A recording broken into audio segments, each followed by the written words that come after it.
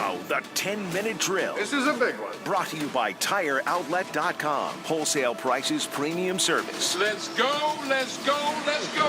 Hit it. Let's rock this house, Jeff Prosser. Sports Concepts and Rationalizations. And at the end of this 10-minute drill, Beef will honestly hand out this unbelievable prize pack that includes what? We got the hookup, Danny. We're going to get a pair of tickets to the Duel at Daytona that's coming up Thursday, February 14th. You can also text the text line driven by Duval Ford right now. Send in the keyword Daytona, and you'll be entered for a chance to win tickets to the 500, the Great American Race. Tickets available now at Daytona500.com. Also, you get a $20 gift card to spend at the new Southside location of 1000 Degrees Pizza. All right. Listen, Jeff, the New Orleans Pelicans removed Anthony Davis's image from a hype video that they run all the time. And I think it wasn't because they're fixing to trade him. I think they were trying to do something nice, something, so he wouldn't get booed. What say you? Oh, that's interesting. If it were me, I would be more like an eye for an eye and just do it because you want to trade. All right, consider yourself traded. If you're a fan of the Pelicans, are you angry at Anthony Davis? Yeah, of course right? I am. Yeah. Of I mean, New Orleans I love New Orleans. It's a great town for me. Why is it good enough for you? Absolutely. Just like when Shaq wanted to go to L.A. Yeah, I would say to Anthony Davis. I get it, but it hurts me. It hurts me. If I were calling in, this is calling to the Bo Bayou show in New Orleans. Right. Hey, Bo, this is Frank out on the Billy Joe Hobart. Yeah. A-Bear. Bobby Joe Hobart. Bobby You'll get there. Not to be confused with Billy Joe Hobart, who was he with Brunel? Yeah. At Washington. No, I would call in and say, hey, Anthony, I know think you're all that, but I've just gone through NBA history, and it seems to me, especially now, that if you're one of the dominant players in the league, like one of the best players, and there's some people that would say they would take Anthony Davis first overall if you had a draft right now to build around. I'm curious why you can't win a playoff series. 1-1.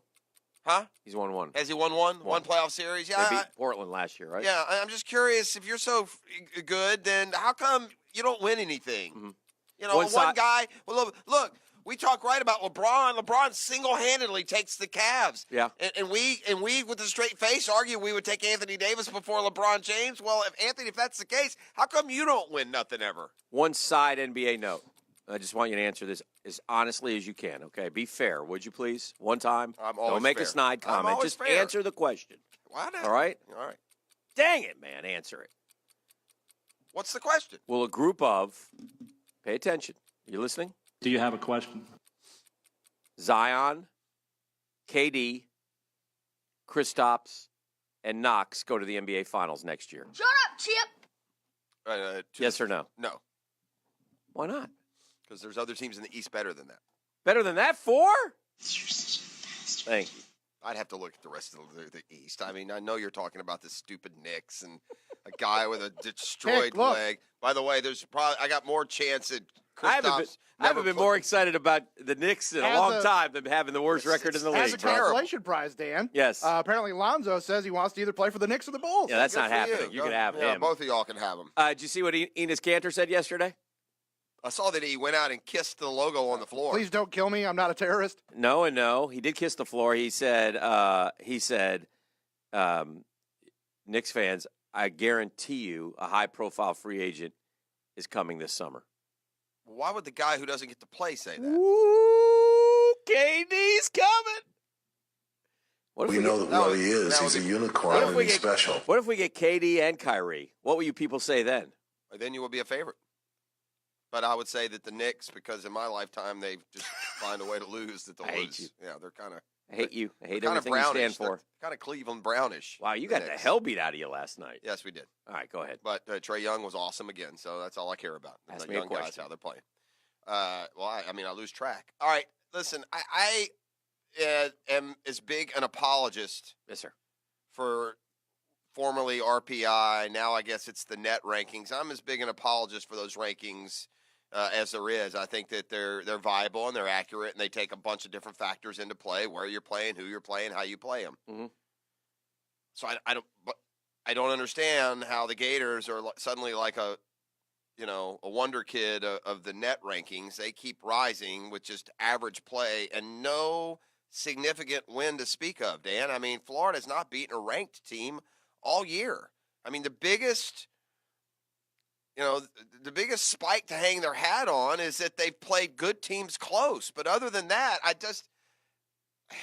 want Florida in the tournament as much as the next guy. Tell me how their last 4 in at 12-8 without a win over a ranked team. I don't think they are in. I think that's not... Joey Buckets is right every time. Joey Buckets is always right. He'll go 63 out of 64. I think this would be the one, but I could be wrong. Maybe he's projecting that they'll get a few more wins down the road here. If they do, kudos to Florida for their performance in basketball the last 20 years. They're getting a lot of respect because I would be shocked as well. 12-8, bro. I mean, listen, if you can navigate through the next 3 games and win another one and somehow be 5-5 in the SEC and go from there, and you know how I feel about being 9-9. That's not good enough in my opinion. If you're 500 in conference play, I don't think you should be a tournament team. I've always said that, and I'm not going to turn around. Well, it's Florida, so let's take them. Not going to do it. So I can't sit here and tell you why. I would agree with you. I don't see it either. But maybe he's projecting on the basis of them continuing to play just above 500 and finishing 9-7, or I'm sorry, 10-8 in conference play, and sliding in with a SEC tournament win. I don't know. I know everyone's talking about this stretch: Kentucky, Auburn, Tennessee, but I got news for you. After they host Vanderbilt, they got the wrong year to have to play LSU twice from the West. LSU's did they lose last night? LSU though is one of the better teams. LSU lost to A&M. Yeah, I know they won. Mm-hmm. So LSU won again last night. So they play LSU twice, at LSU and versus LSU. They start to play Kentucky again later in the year. They play at Alabama, who has been really good at home. They've beaten Kentucky at home. They beat Mississippi State at home. Mm-hmm. So this schedule is a lot deeper and a lot tougher than the 3 games that are coming up. Florida gets another crack, though, at a ranked team. And if they could beat, say, Kentucky at home this week, then I understand their viability a little more. He doesn't get much publicity anymore because he doesn't go out much anymore. But yesterday was Roger Goodell Day in the NFL. So from Sean Payton maybe wearing the T-shirt underneath the shirt of the clown to Goodell's State of the Union of the NFL to the media asking all sorts of questions about one specific play to other things. What did you make of the state of the NFL union? Well, to me, the most interesting thing is the whole London status. I don't want the NFL to be in London full time, including, obviously, more than including the Jaguars. I certainly don't want them to be London's team, and no one has indicated that they are. But that was what interested me the most. Look, I don't even want to get going down this path. I can't tell you how sick I am of the crybaby Saints. I am so over New Orleans, and Sean Payton's got a lot of nerve wearing a clown shirt. You're the clown, Sean.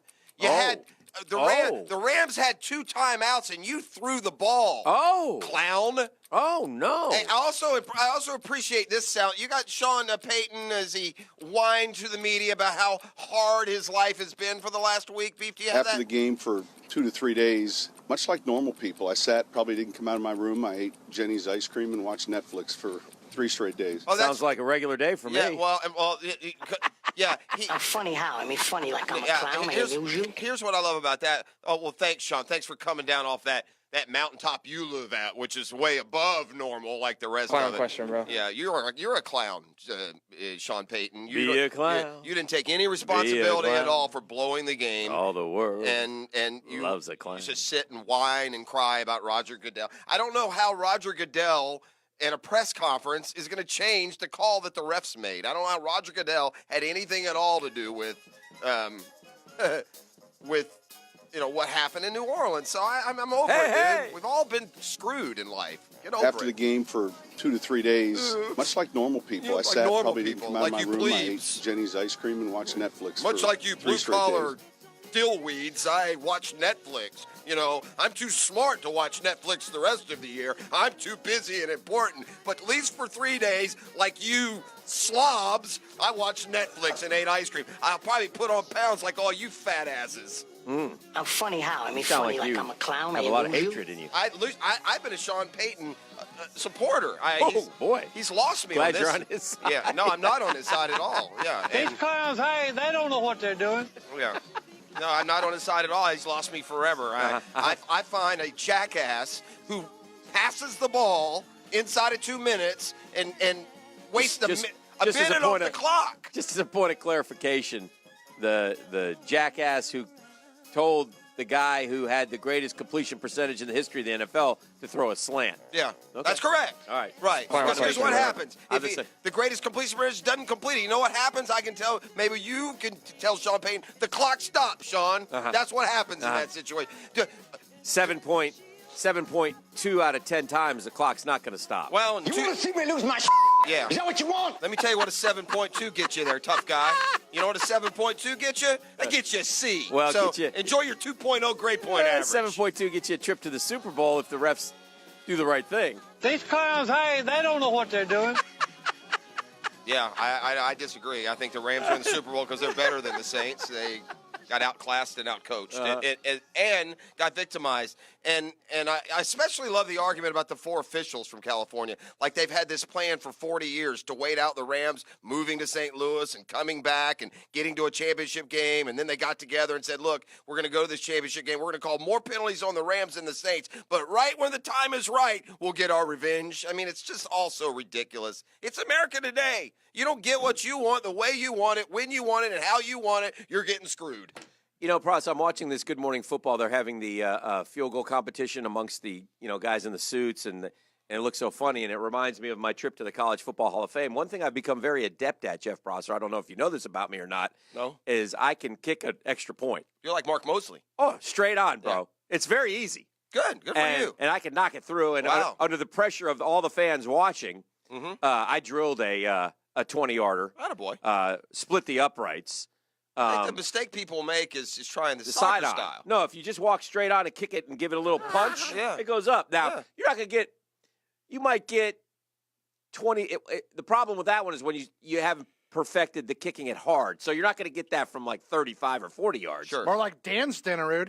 Thank you. I think what's going to actually happen if you don't stop this nonsense is you're going to snap your hamstring and Doc's going to have to operate on you.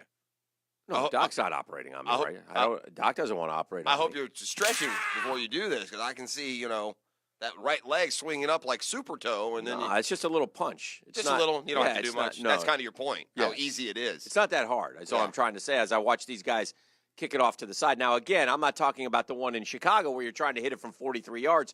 That's impossible.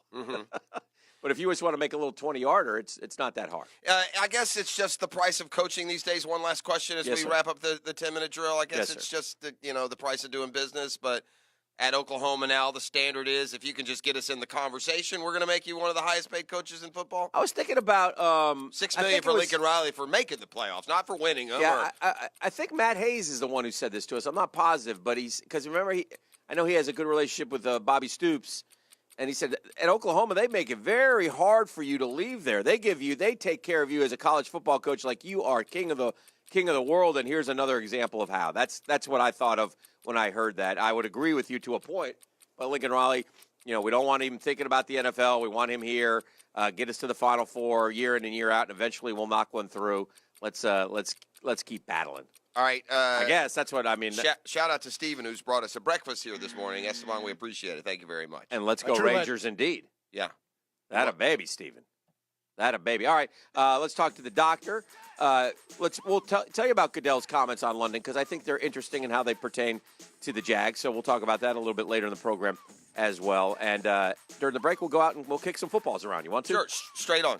Let's take caller number 2, Beef. What are they winning today at 641-1010? Caller number 2. Are they going boogity-boogity? 1010 is going boogity-boogity-boogity down to the duel at Daytona. Fantastic. They'll get a pair of tickets to that. That comes up Thursday the 14th.